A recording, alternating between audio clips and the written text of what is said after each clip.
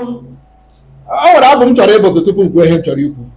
Ihe onye metere ya bụrụ ya bụrụ ihe onye meara ya bụrụ aka mara hụ ya.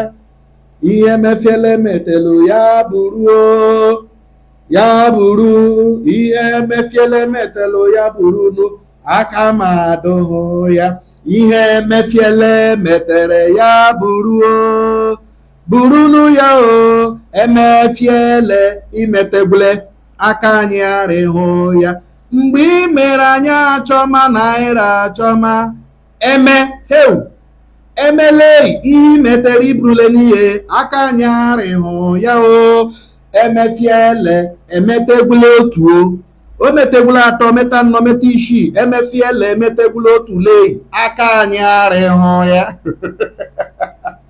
Ọwụla anyị na-achị ya ọchị bọtọ ọ nọ na-achị anyị ọchị mgbe o nwere anyị enwe ụkọ naira na this country.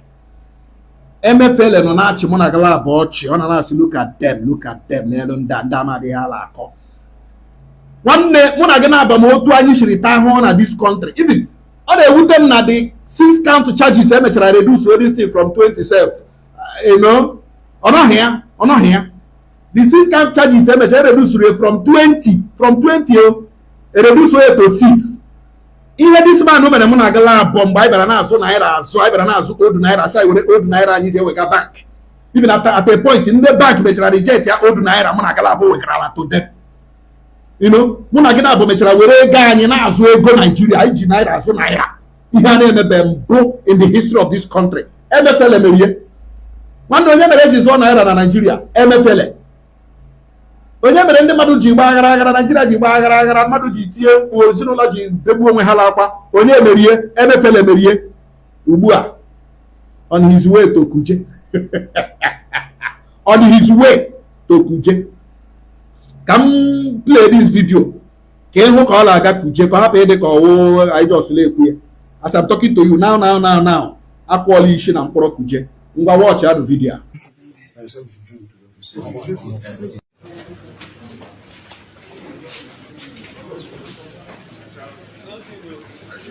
Yes, sir. Yes.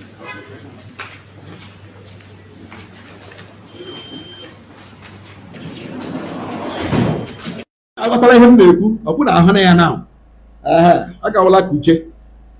Nwanne m agwa gị kewe ihe onye metere n'ụwa ya bụrụ ngwalenu from 20 count charges abịa reduce 0 to ka m gụpụtara unu few ones just mkpụrụ ole na ole ga-agbakọ unu isi. Ị mana Emefiele a na-ekwu okwu ihe zụrụ 37 Toyota Hilux 37 Toyota Hilux with the sum of 854 million 37 Toyota Hilux procurement. Onye nyere permission n'ahala ebe azụ na onye isi ala achị na olebe Buhari olebe bubu nọ. Where is the bubu in this whole thing? Where is the bubu in this whole thing? Okay, ngwanụ 1.6 billion naira fraud.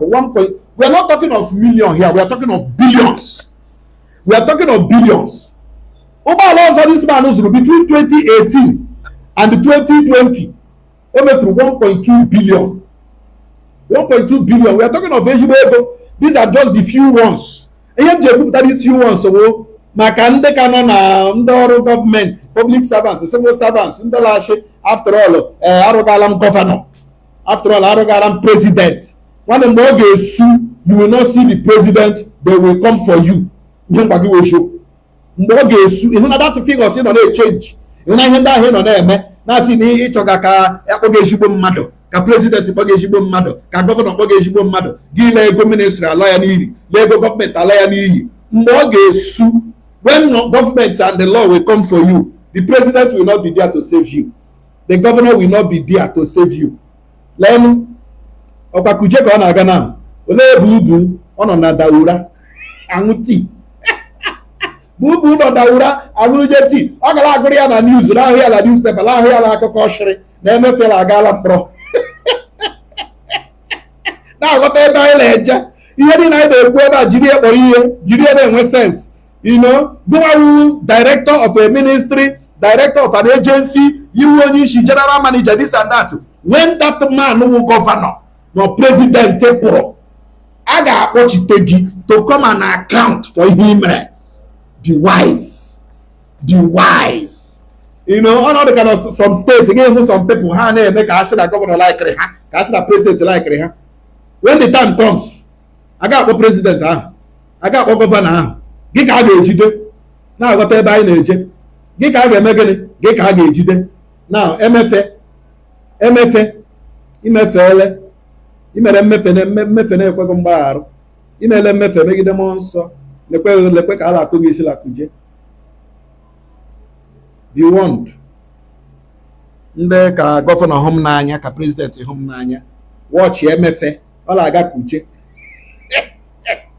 Ihe onye metere ya bụruo emefele ife metere kwa iburubenu aka anya abụghị ya. Thank you.